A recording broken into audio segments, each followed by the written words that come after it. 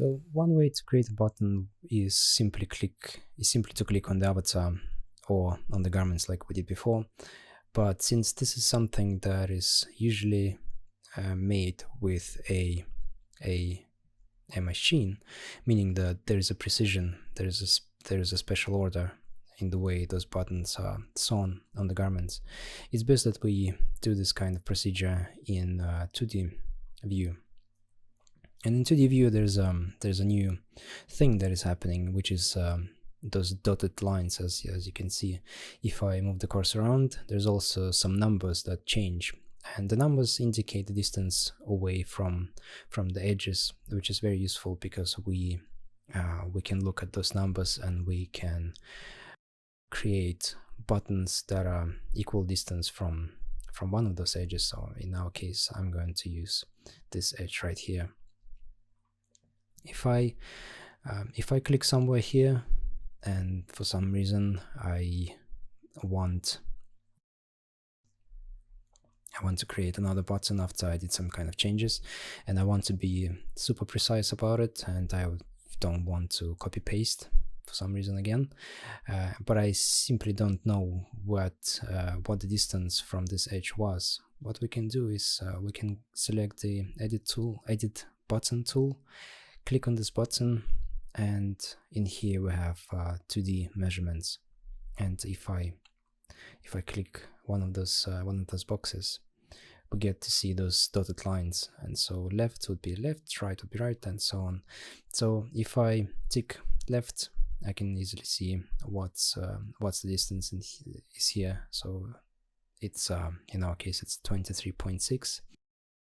So if I click the create button, and I instead of just doing this manually and trying to capture this number, I can simply right click this time around, and we get to see a window that we get pretty much every time we right click whenever we're using any tool inside of Marvelous.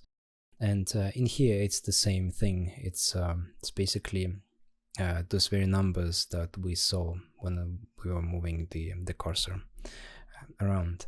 And so since I know what the distance here was, I can simply type this 23.6, and now the buttons are equal distance from this edge that we're using as the guide.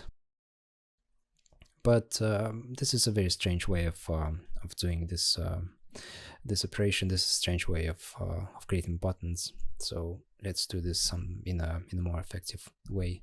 Before that, I would like to change the size because he begins to look like a clown. So let's do 20. Okay, this is better. So select the edit button. I know it's called not edit button, but it's I find it more useful to simply call it edit button because that's basically what it does. So if we select this tool and right click on the button, we get to see a bunch of options in here, and I will go through, well, I guess most of them.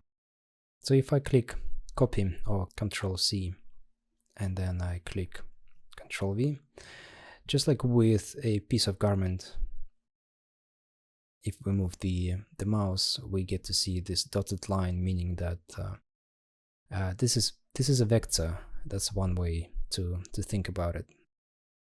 If I wanted my buttons to be spread out in this way, I would simply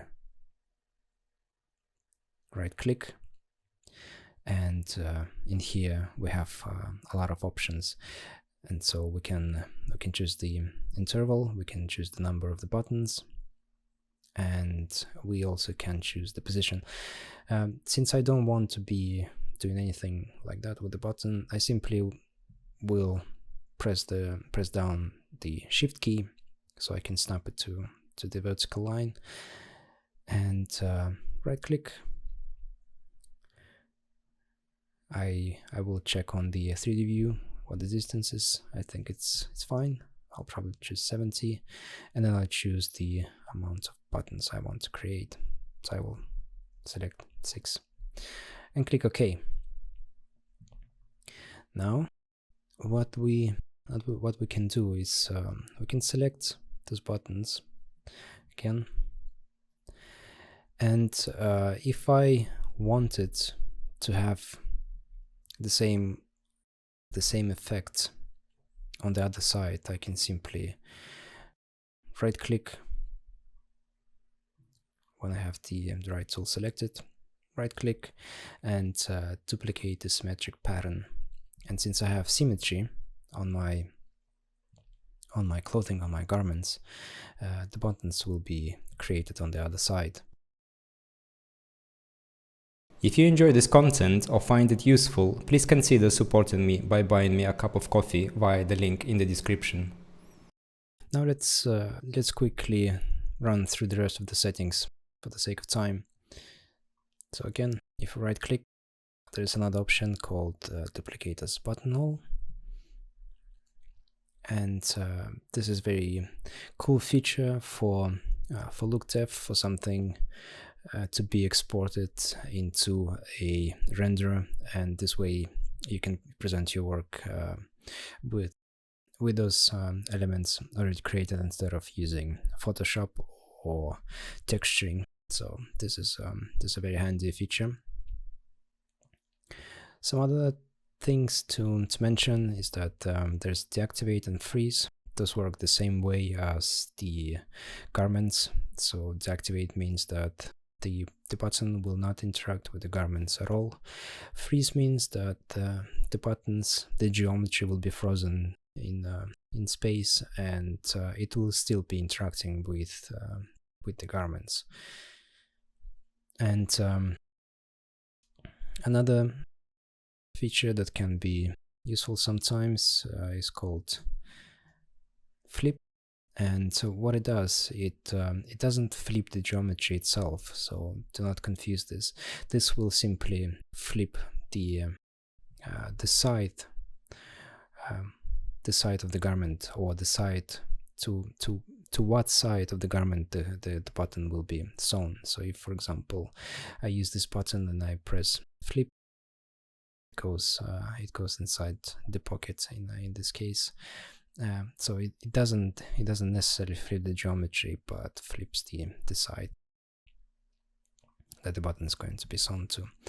Now, the more important feature is this one: set number of sewing layers. And some of those features, by the way, they are available whether we're using the edit button tool or we use the simple selection tool. So if I right click and go into here, I have a new window when I can set the number of these layers. What it does, it tells Marvelous how many layers this button is going to be sewn through. So let me explain this by showing what we have. If we look closer, we don't have anything going on in here. If I move the button, however, as you can see, there's a dotted line in red, and it goes only as far as this pocket, right? If I undo this and then go into set number of sewing layers and I choose 2, as we can see, there is now this the same red dotted line, but this time around it goes through the pocket. So if I move the button, it goes in here and then it goes through this surface and then connects to another one. So basically, if we have a lot of layers of clothing and we want this button to be not just a cosmetic element of the clothing that we're creating, but we want it to interact with the garments, so and we want to interact it with all the garments. Let's say we have 3 layers of clothing underneath this button.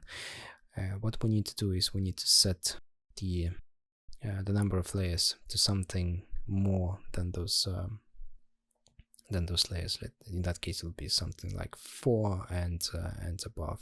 So if I click OK and I simulate now,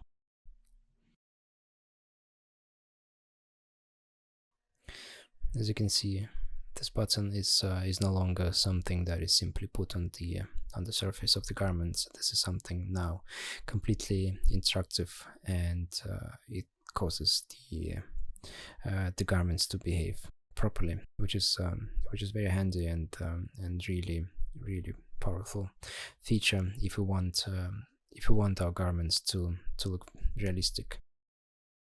In here, as you can see, if I simulate again, what happened is that those buttons they flew through the garment, and this happens because there's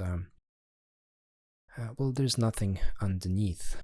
If there was another layer of clothing, the buttons will stay in, but since they don't really have anything to connect to, they simply fall through.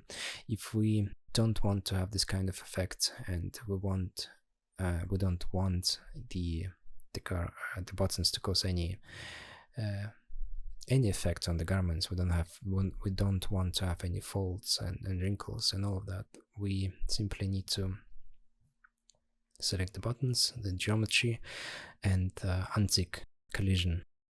If we do that and simulate, as you can see, those buttons, they stay where they should be, and nothing really happens. There's nothing going on. They're simply like behaving like a sticker.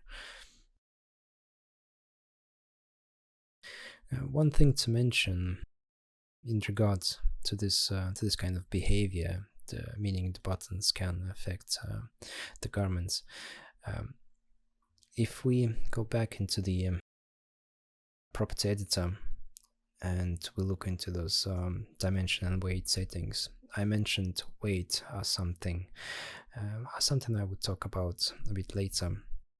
This is something that could be used in our advantage. We can set the weight to something higher than 0.4 grams, which is nothing. This is kind of like air. But if we set it to, let's say, 500 or 1 kilogram, this will have a real effect on the fabric. It means that each button is 1 kilogram, so it's gonna cause a lot of pulling, a lot of pushing, and this could be used in advantage if we're creating some kind of hanging clothing, skirts or something like that, and we want to have some kind of belts or things like that to have this kind of effect. Instead of sculpting this kind of pulling of the weight on the garments, we can simply use the buttons for this purpose. It's a very I would say it's a very experimental way of doing this thing to achieving this kind of look, so be very cautious, because the buttons, they tend to fall through the garments when I set a weight to something like 1 kilogram or 500 grams or something like that. But nevertheless, it's certainly something to keep in mind. It's just like everything in Marvel, this is all based on real physics. So if you know that there is such a thing as weight for the buttons, and you know that you can customize the buttons, you can probably achieve some interesting effects if you let your imagination run a little bit wild.